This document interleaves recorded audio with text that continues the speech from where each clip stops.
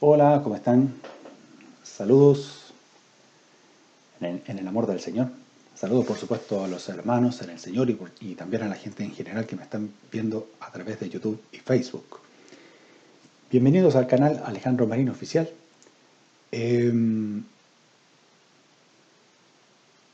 Yo antes debo decirles de que, bueno, como ustedes, dos cosas. Uno es que voy a tener que grabar de nuevo este video, porque como ustedes ya saben, si ustedes notan para los que están en YouTube, hice una grabación realmente en vivo, pero por alguna extraña razón se produjo como un apagón, un blackout, que le llaman, un corte. Y tuve que reanudar para hacer grabar en vivo y vuelve a hacer el blackout. Yo no sé qué fue lo que pasó. Así que voy a hacerle grabar de nuevo. Y para los que están en YouTube, algo pasó con el video y el volumen salió muy bajo, como ya les he compartido en los videos anteriores. Así que ese es el primer punto. Y el segundo punto en la cual les voy a compartir, como ya sabemos, nosotros hemos sufrido, obviamente, como yo les había supuestamente compartido en vivo, con mucha tristeza, pero también con gozo, la partida de uno de nuestros hermanos en el Señor, uno de los pastores a la cual yo tuve la ocasión de compartir en el, en el, en el congreso, en la reunión de pastores, y por supuesto también en la reunión de hombres, en la reunión de varones, y que, bueno, partió la presencia del Señor por causa de lo que es el coronavirus o el COVID-19, aparte de otros problemas de salud que tenía, y que a la cual me refiero que ya había pasado ya como 2 semanas ante la partida del pastor Gerson Aguilera. Y hace como una semana más o menos nos hemos enterado también de la partida del Señor, un hermano que ha estado por 5 décadas al frente y que era inamovible, que también era miembro de la congregación a la cual nosotros, de la iglesia a la cual nos congregamos por 5 décadas, la cual ayudaba, había sido diácono en la iglesia. Entonces, ese es el punto a la cual yo les quiero compartir. Así que nunca se sabe lo que puede esperar, lo que puede ocurrir tal vez al día siguiente,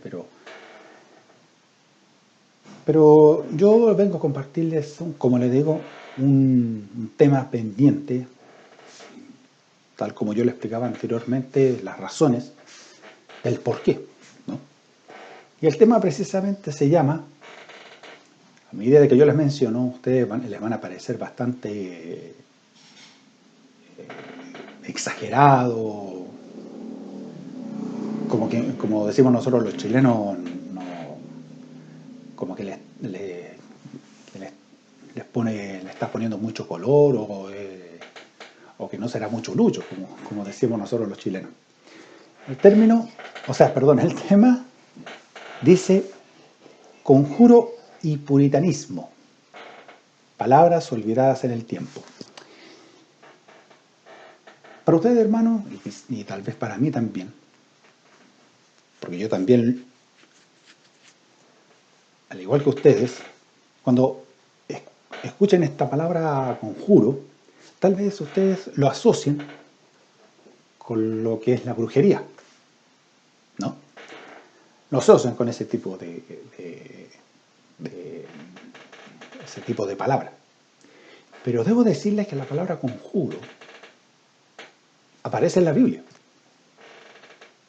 Aparece en la Biblia. Y la palabra conjuro no es precisamente tal como que al igual que como ustedes, al igual yo pensaba de una forma, pero el verdadero concepto de conjuro, la verdadera definición de conjuro a modo de sinónimo, antiguamente la palabra conjuro significaba a modo de sinónimo petición, clamor, súplica, implorar, rogar. También se la puede considerar como un favor. Un favor. Entonces, claro, ustedes se van a sorprender. ¿Cómo puede ser así que el término conjuro puede aparecer en la Biblia? Yo tengo abierto una ventana, pero ya, si ustedes lo notan ahora, hasta lo pueden ver, me pueden ver ahora. Entonces,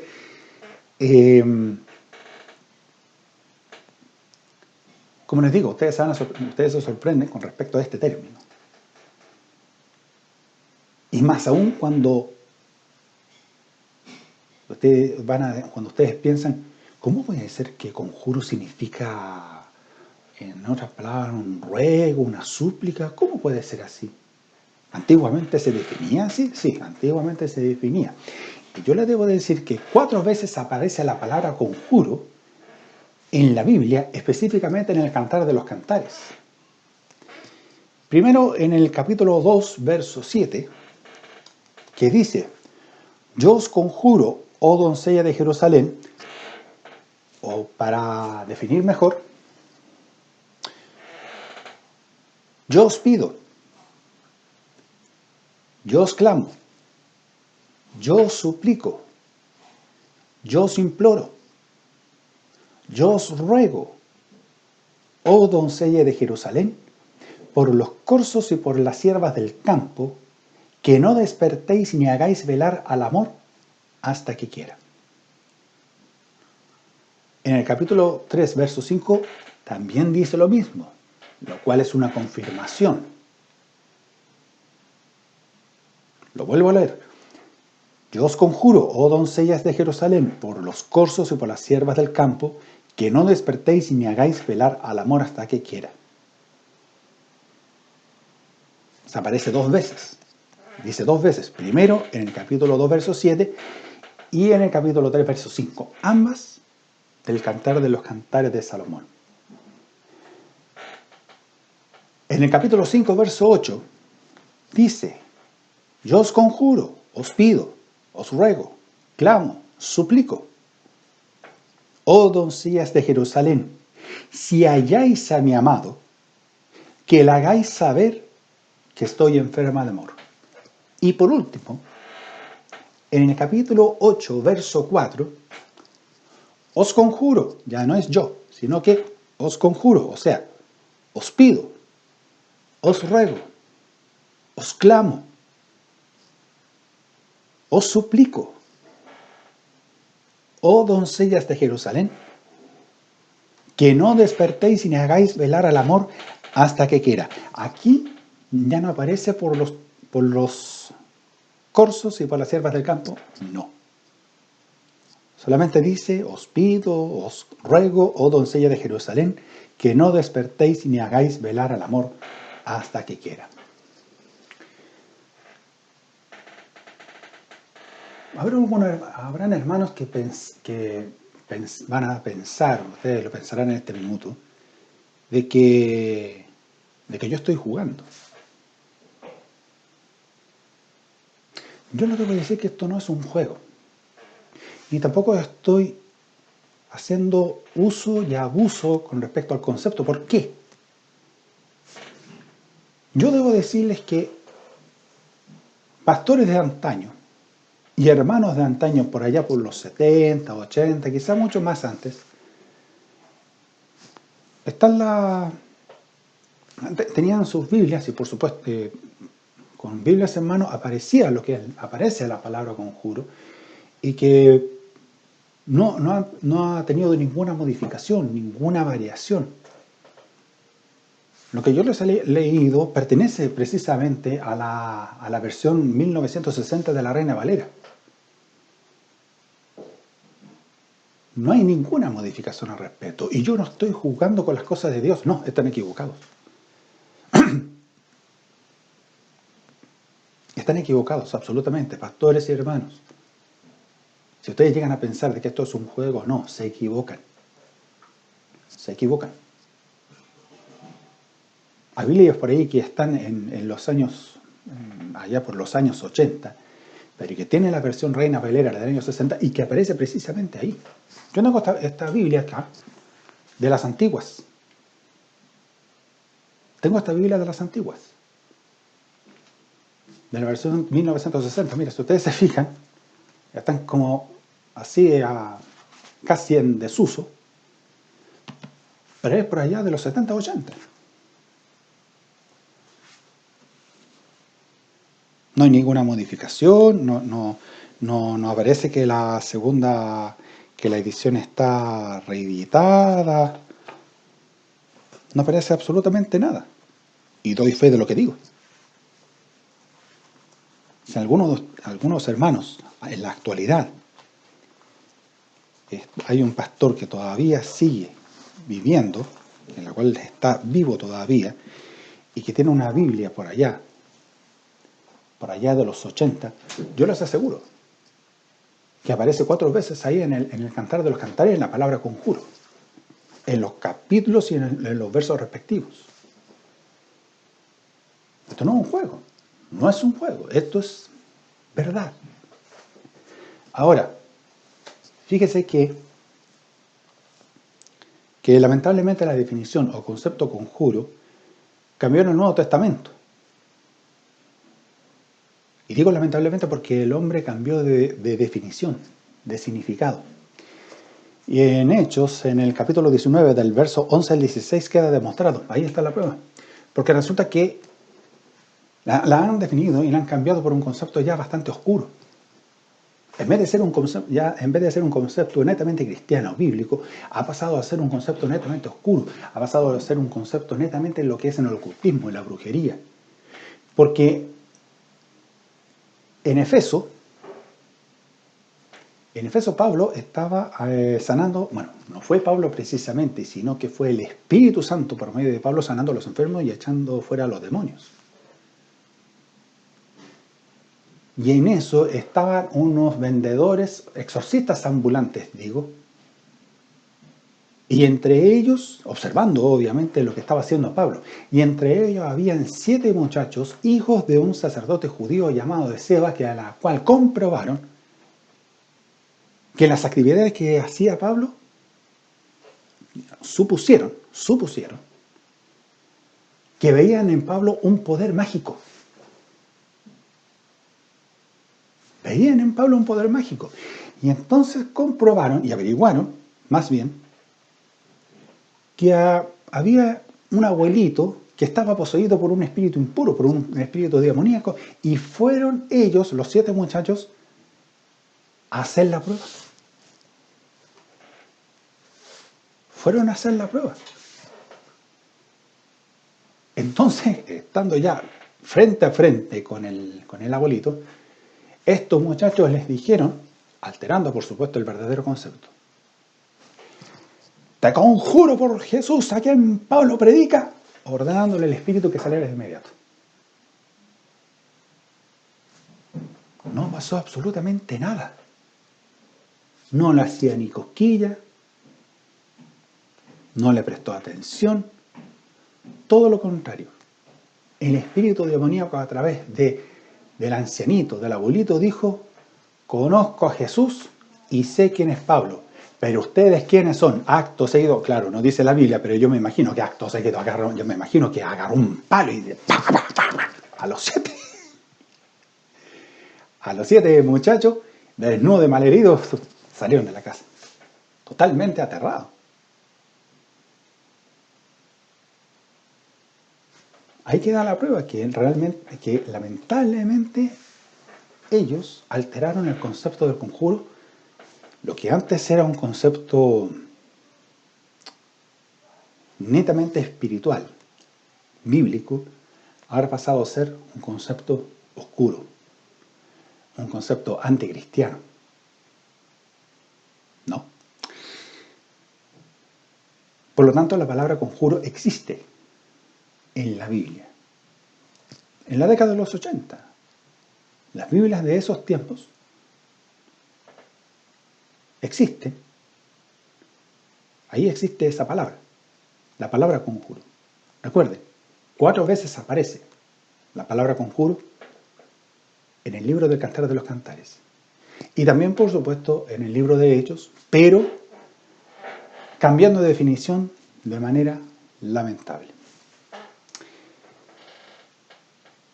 Ese, como digo, es el concepto de lo que es el tristemente definido, el concepto conjuro. Ahora les voy a compartir lo que es el concepto del puritanismo. Quizás ustedes quizás apenas oyen esta palabra, lo tomarán como un concepto inmoral, un concepto de mala costumbre, ¿no?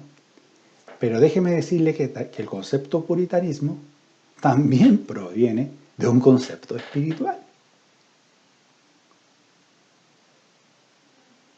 Por algo yo le puse a este título, este nombre, Conjuro y Puritanismo, palabras olvidadas en el tiempo. ¿No? Pues yo les debo decir, hermanos, que el concepto puritano también estaba dentro de lo que es dentro del código cristiano, dentro del código bíblico. Ahora ustedes se preguntarán, ¿cómo surgió eso? Bueno, yo les voy a compartir un tratado que es una especie de historietas que son como folletitos chiquititos, más o menos así, pero un poquito más chicos todavía. Bueno, estos son aquí ustedes lo ven, los himnos y cánticos de la iglesia. Pero yo lo voy a compartir, como digo, este tratado de esta como historieta con respecto a cómo se ha ido destruyendo el concepto del puritanismo. El título de este tratado se llama Satanás viene a Salem. Y apenas escuchas el término Salem, también lo van a asociar con respecto a la brujería, pero sin embargo no es así. Yo la voy a leer. Esperemos que sea de mucha reflexión también. Salem, ¿no fue allí donde mataron a esas pobres brujas? No, dice una. Ese fue el comienzo de la intolerancia religiosa contra nuestros derechos civiles como brujas. Absurdo. Esto fue realmente lo que pasó.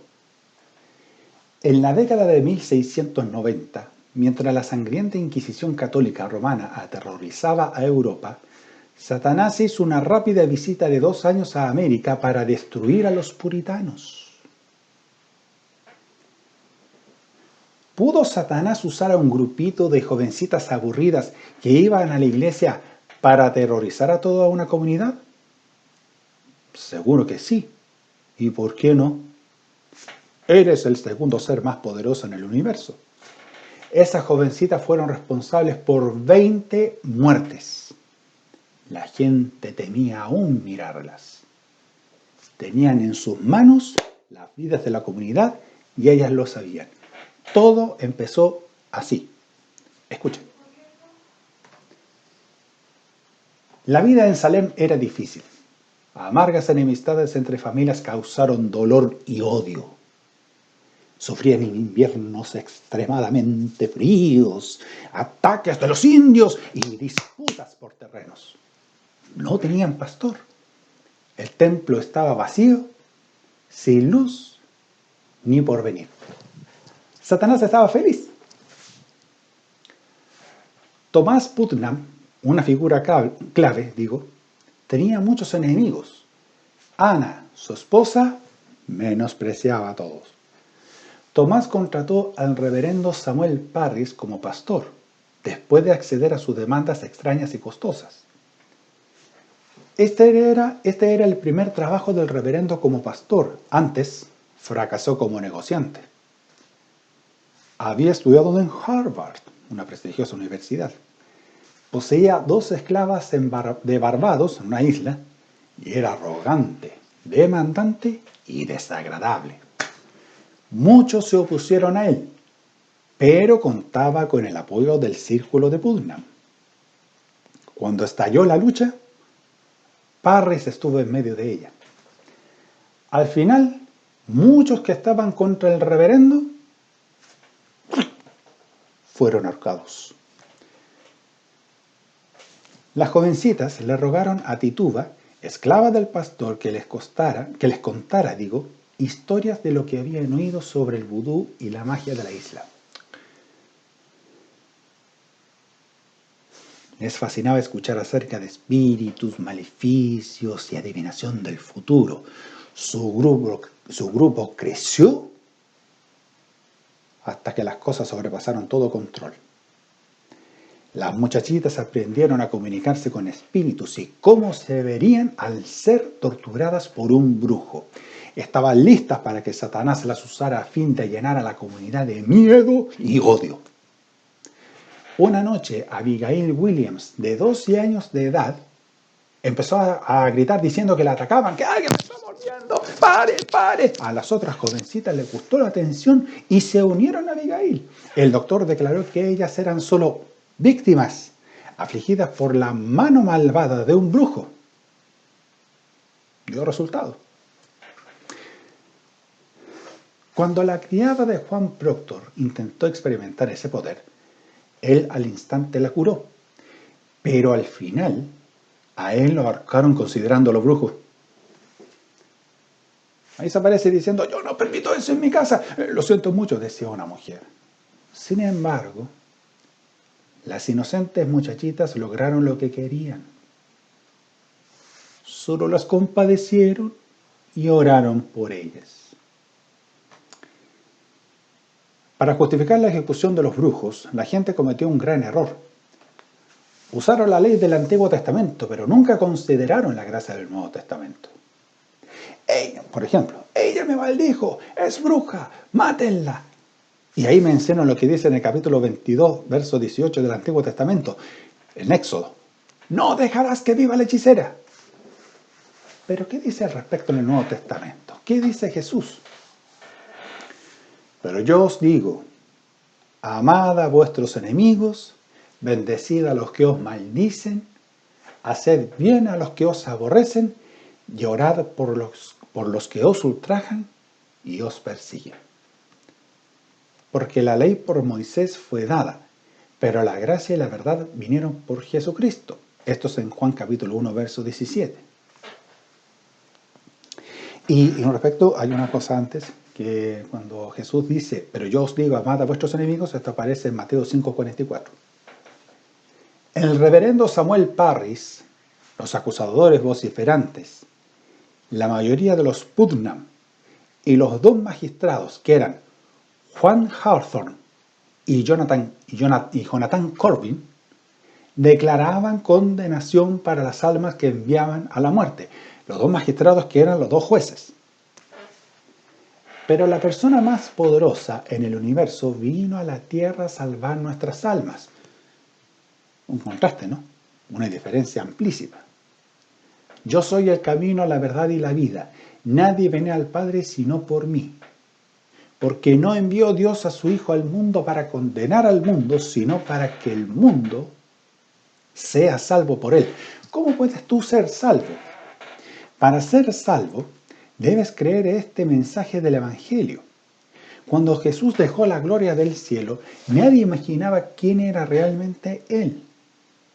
Era Dios Todopoderoso y Creador del universo. En el mundo estaba y el mundo por Él fue hecho, pero el mundo no le conoció. Este mismo Jesús pronto vendrá otra vez y gobernará el mundo. Esto es lo que Él hizo por ti. Jesús vino como el Cordero de Dios. Él, que no conoció pecado, fue hecho pecado por nosotros en la cruz donde Él murió por ti. Jesús derramó su preciosa sangre, la sangre de Dios, para lavarnos de nuestros pecados. Murió por hechiceros, mentirosos, homicidas, todo pecado en que puedas pensar. Él lo cargó sobre sí. En Juan 3:16 dice, porque de tal manera amó Dios al mundo, que ha dado su Hijo unigénito, para que todo aquel que en Él cree no se pierda más, tenga vida eterna. Cuando resucitó 3 días después, Él proveyó perdón para todos tus pecados si recibes a Jesús. En Salem, Anna Putnam se unió a las jovencitas como acusadora. ¿Acaso no se ve ella como una bruja?, decía. Sí, no se acerquen, decía. Ana conocía a todos los que tenían disputas de propiedades con su esposo. Era peligrosa y muy buena actriz. Una de las primeras acusadas fue Sarah Good, una esposa que fue abandonada, no tenía dónde vivir y estaba con su hija de 4 años. A la pequeña Dorsey, esto es una cosa tremenda. Es impactante, pero muy fuerte, por lo que les voy a decir. A la pequeña Dorsey la acusaron de convertirse en un perrito amarillo. Después de ahorcar a su madre, encadenaron a la huerfanita, de pies y de manos. De pies y de manos, estaba totalmente asustada, confundida y llorando. Giles Corey se negó a confesar que practicaba brujería. Prefirió esta tortura antes que ser enjuiciado, o sea, que le pesaran con piedras, o sea, que fuera aplastado con piedras. Confiesa, ponga más peso, decía Giles Corey. Él murió cuando el peso le aplastó totalmente el pecho. Fue el único que no murió ahorcado. Abuelas ancianas, temerosas de Dios, eran sacadas de sus camas, y sin importar que estaban enfermas, me imagino, y llevadas a la cárcel. Está arrestada, decía uno, pero si yo soy inocente, usted es bruja. En una ciudad de 600 habitantes, encarcelaron aproximadamente a 200. Saque la cuenta cuántas quedan después. A sus familias las obligaba a pagar el mantenimiento de ellos. Y mira, y esto es bastante fuerte también, cuando acusaban a mujeres hermosas, las obligaban a desvestirse para examinarlas. ¿Qué buscamos?, decía. Marcas del diablo, de donde el diablo y sus familiares bebieron su sangre para alimentarse de su alma. Examinen cada pulgada de ella, o sea, cada lugar de su cuerpo. Eran totalmente humilladas. El reverendo Parris forzó a su esclava Tituba a decir que era bruja. Al principio ella se negó. Ella se negó al principio. Hasta que una noche, cuando ellos acabaron, Tituba quedó maltratada y ensangrentada. Pero Putnam y el reverendo Parris consiguieron lo que querían. Ella misma dice, me golpearon cuando dije que yo no era bruja. Ella entendió el mensaje de su amo y confesó durante 3 días enteros. 3 días enteros. Los acusadores mejoraban su presentación cada vez que actuaban. Multitudes cada vez más numerosas quedaban cautivadas. Para los acusados, la muerte era segura. Nadie estaba a salvo. Las jovencitas daban evidencia especial contra la gente piadosa, diciendo que los espíritus de ellos volaban a través de puertas cerradas para torturarlas. ¡Ay!, decía, ella me pellizcó. ¿Quién podía probar que era mentira? Aunque parezca increíble, a la mayoría de las personas las ahorcaban solo por esa acusación. Al poner toda su atención en demonios, maleficios, en controlar y asustar a la gente, estas jóvenes terribles jamás se imaginaron que había ángeles registrando todas sus palabras y pensamientos. Jamás se imaginaron. Las jovencitas se volvieron famosas. Famosas. Otros pueblos les rogaban que fueran. otros pueblos le rogaban que fueran y le mostraran a ellos quiénes eran brujos. Pronto, las cárceles estaban llenas de sospechosos. 19 personas inocentes fueron colgadas en la horca. Y lo que justamente eso de ser colgadas en la horca era una tortura porque tomaba varios minutos que murieran estranguladas. Varios minutos. Miembros de su familia observaron horrorizadas viendo a sus seres queridos, temerosos de Dios, partir a la eternidad. Finalmente, llevadas por el entusiasmo, las jovencitas se pasaron de la raya. Inventaron evidencia especial contra María Phipps, la esposa del gobernador Phipps. Cuando el gobernador Phipps vio esa evidencia especial, se impactó, dice, ¿cómo es eso? Así que él rápidamente tomó acción oficial. Se acabó, dijo el juez. Un juez dijo, un magistrado dijo, se acabó, golpeándose con el puño en la mesa. Desde ahora la evidencia especial es ilegal. Paren los juicios y suelten a los presos. La cacería de brujos terminó en los Estados Unidos de América, pero Salem quedó devastada. El nombre puritano se convirtió en una mala palabra y nunca se recobró. Satanás volvió para supervisar su Inquisición católica romana en Europa. Esa imparable máquina mortífera continuó hasta el año 1808. Hoy en día, fíjese que las brujas dicen que los puritanos ahorcaron a nuestras hermanas. Demandamos los mismos derechos. Increíble. Increíble. En Salem, 20 fueron asesinados por crímenes que jamás cometieron. Y actualmente, en cada Halloween, los brujos usan esa historia para llamar la atención. Hay un autor que se publicó Las Brujas de Salem, como seguramente para contar esa historia, para hacerles llamar la atención. La Inquisición católica produjo 68 millones de víctimas desde el año 1200 hasta el año 1808. Fíjese que muchos de ustedes van a pensar de que no hay pruebas, que no hay evidencias. Pero, en el capítulo 10, verso 26 de San Mateo, dice, así que no los temáis, porque nada hay encubierto que no haya de ser manifestado, ni oculto que no haya de saberse.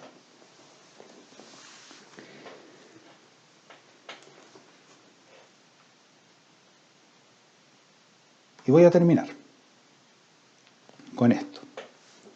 Hoy en día son pocos los que piensan en el juicio venidero. Pero les guste o no, realmente vendrá. La vida de cada persona se ha registrado.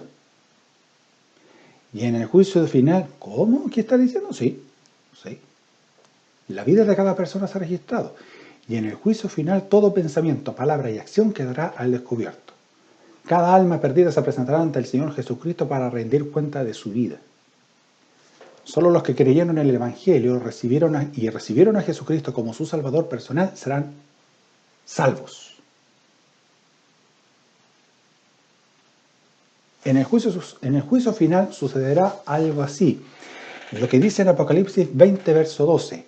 Y vi los muertos, grandes y pequeños, de pie ante Dios, y los libros fueron abiertos, y otro libro fue abierto, el cual es el libro de la vida. Y fueron juzgados los muertos por las cosas que estaban escritas en los libros, según sus obras. Todos los que rechazaron ante el Señor Jesús comparecerán ante Él como su juez justo y santo.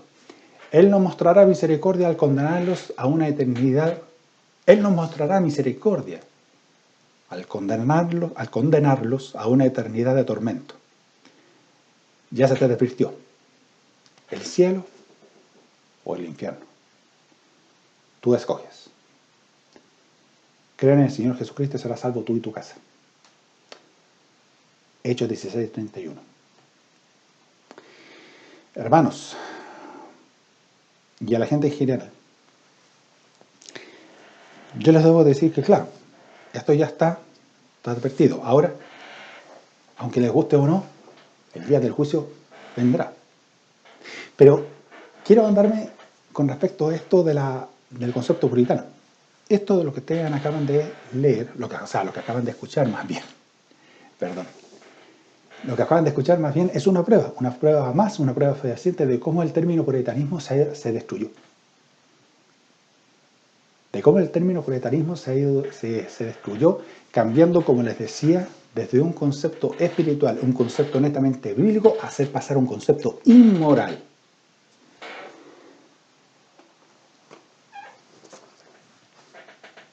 Hoy el término, aquí tengo escrito, hoy el término o palabra puritano suele emplearse ya hoy en día, lo que antes era bíblico, como dije anteriormente. Hoy, lamentablemente, el término o palabra puritano suele emplearse para referirse a alguien que tiene una opinión tradicional sobre la moral sexual. Favorece la cultura del trabajo frente a la cultura del tiempo libre y pretende siempre convencer de sus creencias a los demás, desaprobando moralmente los puntos de vista diferentes al suyo. O sea, podríamos decir que lo que trata obviamente es, en resumen, en pocas palabras, desmoralizar. Un concepto desmoralizador con respecto a lo del puritanismo.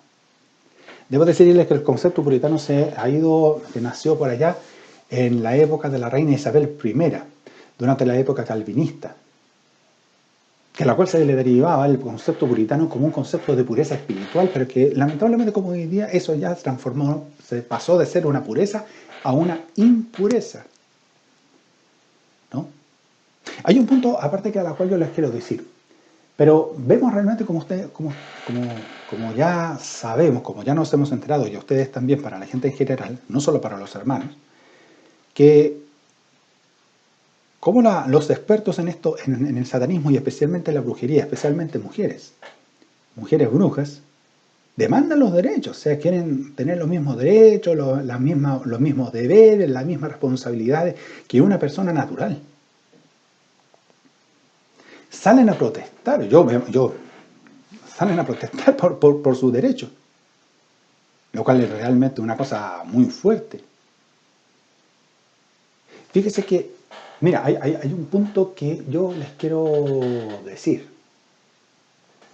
Vemos realmente cómo se acepta realmente estos derechos que están en contra del concepto cristiano, como si fuera algo muy natural, como si fuera algo normal. Fíjese que después del arrebatamiento de la iglesia, las cosas se van a ir poniendo de mal en peor. Una cosa aparte que a la cual yo les quiero compartir, que durante allá en la Europa, ¿se acuerdan de la masificación de la droga zombie? Que hace obviamente, y a la cual ha llegado por allá en Estados Unidos, se pretendía llegar a Sudamérica, pero que obviamente el gobierno, parece que el gobierno allá de inglés, el gobierno inglés evitó y se tuvo que frenar esa expansión, pero que otra vez volvió a dar la pelea. La droga zombie es una droga bastante fuerte que hace que pierdas el sentido, que no sabes para dónde ir, no sabes dónde estar, ni sabes quién eres. Es como que si estuvieras sumido en un universo paralelo. No te acuerdas bien, no te acuerdas realmente de quién eres, cómo vives y cómo eres, absolutamente nada, todo queda absolutamente en cero, quedas totalmente, y igual, así, en una actitud como un zombie, así, sin saber, como que el mundo se te da vuelta, pero de mal en peor. Después del rapto de la iglesia, la situación va a complicarse mucho más. todo lo malo que va a ser permitido, lo que será recibido, lo que va a ser aceptado, va a saturar. Debo decirles que después del arrebatamiento de la iglesia, el satanismo va a saturar el mundo.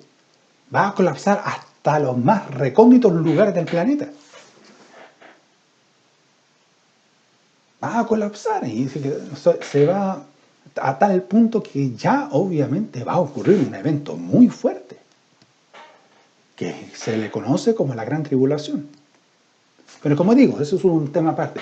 Entonces, vemos realmente hoy en día que el concepto del puritanismo se ha ido destruyendo, pasando de ser un concepto moral de pureza espiritual a un concepto inmoral de impureza. Nombres de prominentes puritanos, tengo aquí una lista, en la cual los voy a mencionar, tales como Thomas Gouch, William Bridge, Thomas Manton, John Flavel, Richard Sibbes, Stephen Charnock, William Bates, John Owen, John Howe, Richard Baxter, Solomon Kane y Oliver Cromwell. Nombres de provenientes puritanos, en la cual veía obviamente, como les decía, un proceso espiritual de pureza y que ahora la gente de hoy en día lo descalifican como algo impureza. Ustedes se fijan, por ejemplo, el concepto del puritanismo que ahora pasó a ser un concepto inmoral, refiriéndose a, por ejemplo, a mujeres que venden su cuerpo para poder sobrevivir. Tal como en el caso de, por ejemplo, en el tema de Ricardo Arjona, Si Fuera, y ahí aparece, puritanas en los burdeles, en los nightclubs, en clubes nocturnos, ahí, o en prostíbulos.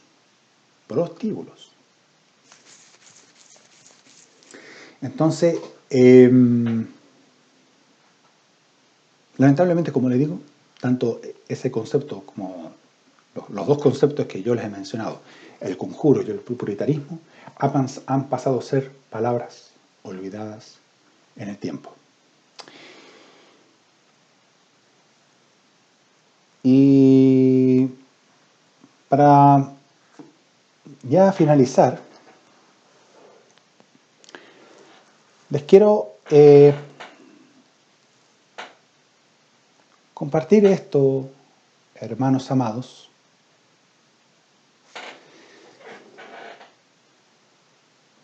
Bueno, y para la gente en general, especialmente la gente en general. La gente, en realidad yo quiero hacer una aclaración al respecto mediante esta pregunta, como una especie de bonus track, ¿no? La pregunta que les quiero hacer es, ¿quiénes somos en realidad?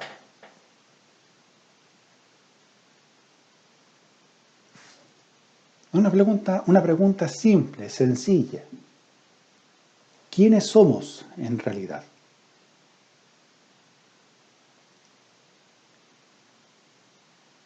Si alguno de ustedes van a responder de que, por ejemplo, que somos siervos de Dios, sí, está bien. Y algunos dirán, otros van a decir, ¿una iglesia? También. Pero si algunos de ustedes van a decir si realmente temerosos de Dios, también puede ser una respuesta. Yo también lo considero. Pero si algunos de ustedes responden que somos cristianos, la respuesta es correcta. Pero si hay otros que dirán, cristianos sí, pero cristianos evangélicos, yo les digo que la respuesta es incorrecta. ¿Cómo? Sí, Si ustedes afirman diciendo de que somos cristianos evangélicos, yo digo que la respuesta es incorrecta. Se van a impactar, se van a sorprender, van a quedar así espantados. ¿Cómo puedes decir eso, Alejandro? Claro, si somos cristianos simplemente. No somos evangélicos. Yo recuerdo de que un día sábado, estoy pasando mucho tiempo, pero mira,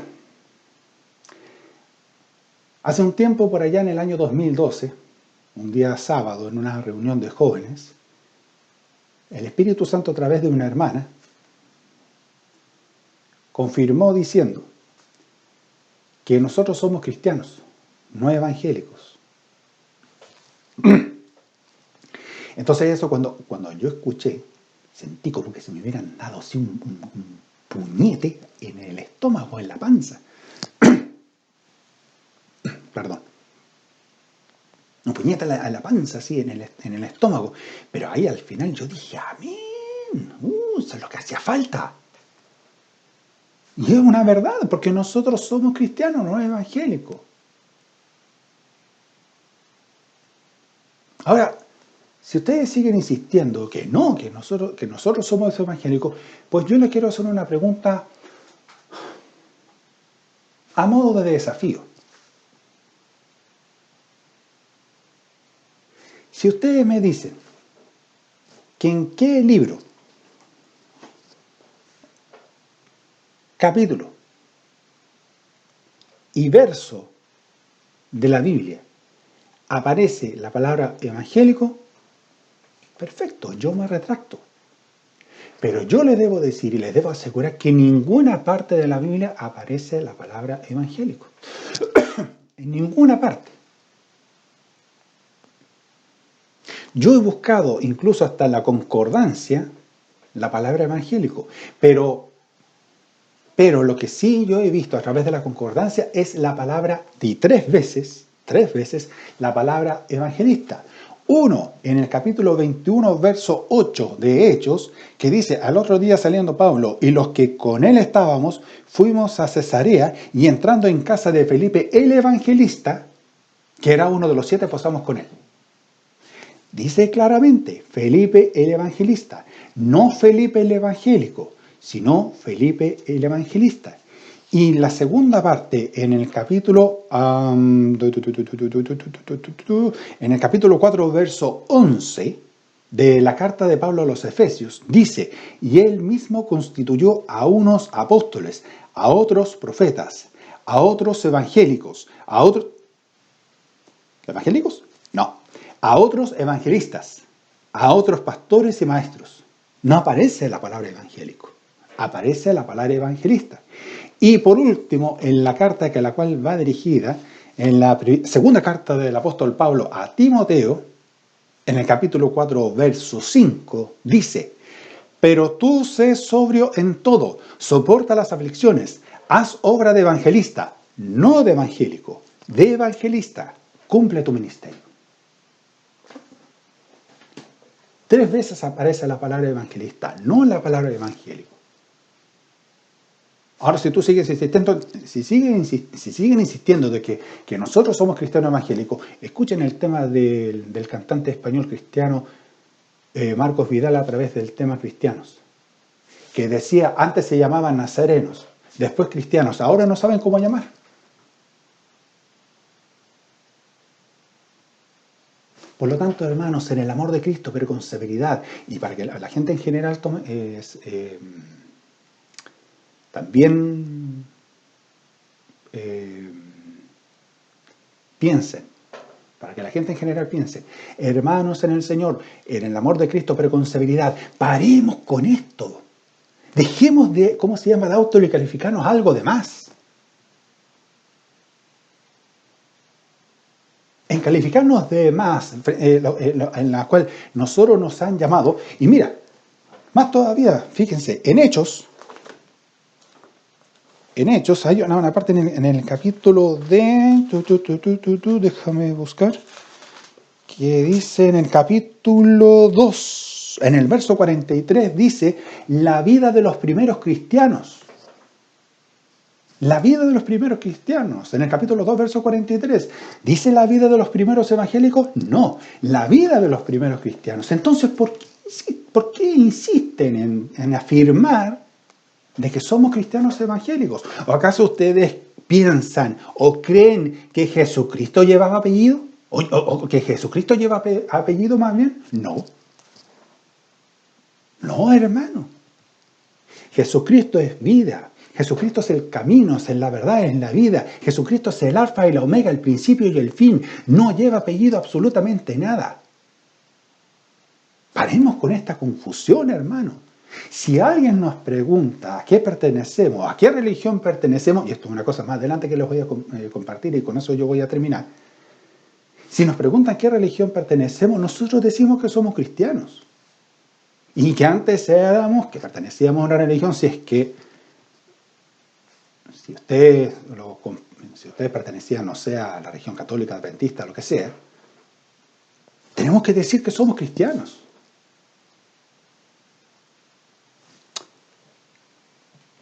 Paremos, como decía un actor argentino en este falso verso con respecto a estos conceptos extendidos que a la verdad se confunde mucho a la gente y uno llegan a pensar y decir, ya son cristianos evangélicos porque realmente nosotros lo estamos afirmando así. No, eso es una equivocación, una falacia. Es una falacia tremenda y que la cual nosotros como iglesia, como siervos de Dios tenemos que evitar. Parar con este error y aclararles que nosotros somos cristianos, no somos evangélicos. Si realmente nosotros fuéramos evangélicos, nosotros pasemos por alto de que esta pandemia, que el coronavirus no existe. No habríamos estado en la iglesia y habríamos estado todos en cada uno en su lugar, predicando en las plazas, predicando en los parques, lo cual sería muy bonito, ¿no? Así seríamos evangélicos, ¿sí o no? Pero el concepto evangélico se basa, digamos, en la tradición, no en el propósito a la cual el Señor nos ha enviado. Se transformaría en una costumbre, se transformaría en una tradición, pero una tradición más humana que cristiana, más humana que espiritual, más humana que bíblica. ¿Ven ustedes cómo hay hermanos, con el debido respeto que se merecen, que siempre, todos los domingos van con lo mismo? ¿No? Y yo lo comparto por experiencia. Somos cristianos, simplemente cristianos, nada más. Ahora, para terminar con esto, habrá gente que van a decir, ya, pero es que yo quiero hacer una pregunta, pero si realmente son cristianos ya, pero cristianos, ¿qué? ¿Cómo cristianos qué? ¿A qué se refiere, amigo? Sí, pues si ser cristianos ustedes tienen que pertenecer a una religión. Si son cristianos católicos, cristianos adventistas, cristianos bautistas. Mira, amigo, yo le voy a contar una experiencia. Yo antes fui católico. Pero católico, como quien dice, perdón, católico, digamos, no cuando iba yo a parroquias, a templos o a iglesias para ir a misa o servicios religiosos, sabiendo de lo que yo iba a escuchar, o también viendo servicios religiosos o santas misas a través de la televisión, que lo daban los domingos a las 9 de la noche, ¿no? Hablando del concepto de la Eucaristía, del sacramento, de la liturgia, todas esas cosas. Y mira, yo les debo decir de que estando en una escuela primaria, o en una escuela básica, nos entregaban 54 minutos. Bueno, nos entregaban un papel y nos daban dos opciones. Nos preguntaban, o varias opciones. Entre una decía, te hacen una pregunta diciendo a qué religión perteneces. Y había una opción que decía católica, no me acuerdo qué otra opción había, y todos mis compañeros me decían, oye, escoge católica, escoge la católica. Y yo quedé así. Escoge la católica. Escoge. Y entonces la profesora ya me preguntaba, oye, ¿a qué pertenece? Yo, ya lo elegí. Yo digo, católica. ¿En serio? De verdad, Dios es testigo. Dios es testigo. Entonces, pasado el tiempo, como digo, esto fue durante la época de la escuela primaria o la escuela básica. Pasado el tiempo, cuando ya tenía 23 años, ya por el año 1999, cuando mi primo tuvo un accidente, a raíz de eso quedó paralítico. Pero fue por una cuestión brutal, hermano. A todo esto, antes de que ocurriera, yo siendo católico iba a una iglesia evangélica pentecostal. A una iglesia evangélica pentecostal. Año tras año, pero ya desde el año, por allá por los 90. Por allá por los 90 iba a una iglesia evangélica. Yo siendo católico. Siendo católico. Pero en el año 99, y ahí en el año 99, cuando mi primo tuvo un accidente, pero en forma brutal, quizás más adelante les voy a contar. Iba a una iglesia evangélica pidiendo por la salud de un primo nuestro que quedó paralítico. Y entonces un día, entre tantas iras a esa iglesia, una prima me pregunta, Alejandro, ¿tú eres católico? Sí, le dije yo. ¿Y vas a una iglesia evangélica? Yo ya sabía lo que me iba a decir. Ya sabía lo que me iba a decir. Y yo sin ninguna vergüenza yo le dije, y con total honestidad le dije que sí. Y me dice esto. ¿Y cómo tú siendo católico vas a una iglesia evangélica? Es como diciendo, yo no te entiendo. Yo ese día me estalló de rabia por dentro, pero me tuve que controlar. me tuve que controlar, hermano. Después ya pasado el tiempo, después de ese suceso, pasado el tiempo ya terminé siendo creyente. Pasado el tiempo terminé siendo creyente.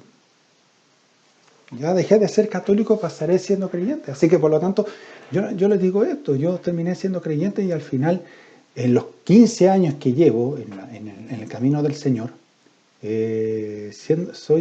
terminé siendo creyente y cristiano, siendo un siervo de Dios. Ya, pero usted quizá, bueno, quizá amigo, tú me vas a decir, ya, ok, ya tú eres creyente, pero creyente depende. Depende. ¿Depende de qué? Depende de la religión a la cual tú profesas. Mira, yo le quiero decir esto. Ser creyente no lleva condiciones. No lleva excepciones, no lleva presiones, no lleva recomendaciones, no lleva requisitos, no lleva absolutamente a nada. Absolutamente nada. Si realmente fuera un creyente y lo demás, por supuesto yo te confesaría diciendo que yo habría sido un creyente católico, habría sido un creyente católico, un creyente adventista, un creyente evangélico o un creyente bautista, lo que sea. Pero yo soy creyente, soy cristiano. Simplemente eso, nada más. Rabito decía en una de las tantas prédicas que hubo, que lo que nosotros estamos haciendo no es religión. Que Cristo no es religión, es una relación de amor.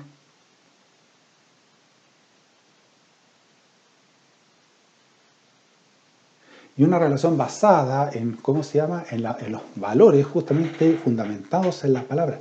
Relación de amor quiere decir en la cual tenemos que tratar de tener empatía con el prójimo.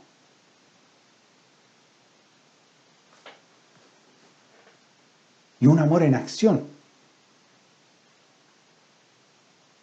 Eso es ser un cristiano. No es ser un cristiano evangélico, católico, que solamente lleva simplemente por emociones humanas. Nosotros no somos así.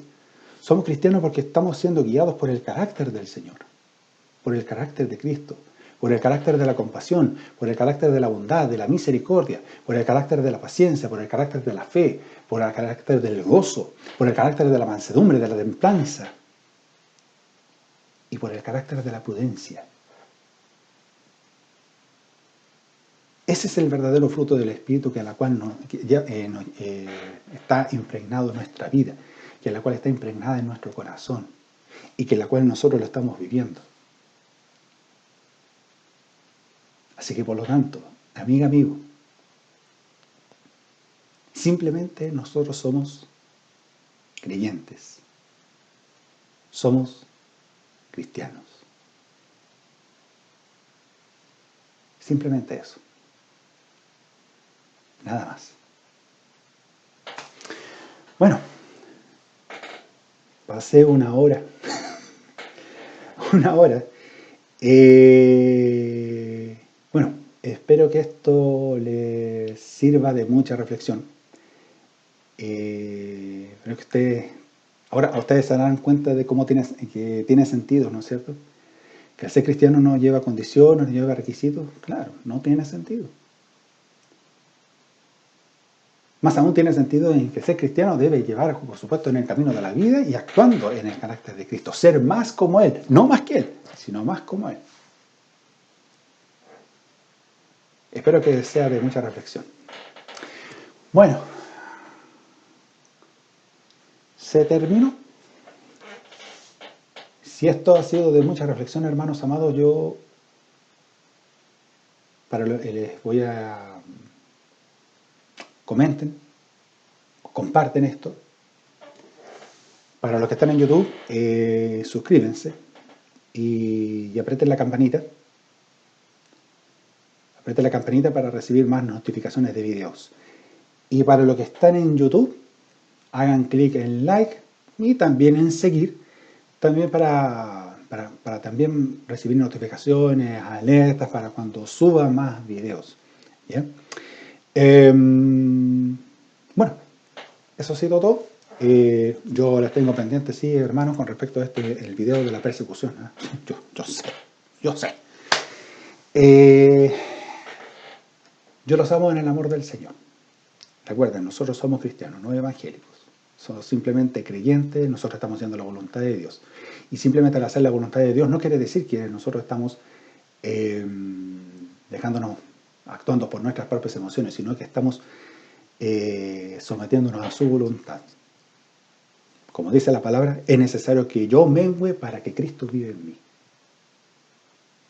O sea, para que nuestro carácter antiguo deje y el Señor Jesucristo ponga el carácter, como dice la palabra, os daré un corazón nuevo y un espíritu nuevo dentro de vosotros. O sea, que quiere decir que el Señor Cristo more y nos dé el carácter más como Él. Y que queremos ser como Él, ser más como Él. Amén. Yo los amo en el amor del Señor. Nos veremos, por supuesto, como les digo, les tengo pendiente con el tema de la persecución. ¿Eh? Yo los amo en el amor del Señor. Que Dios les bendiga. Los quiero de todo corazón.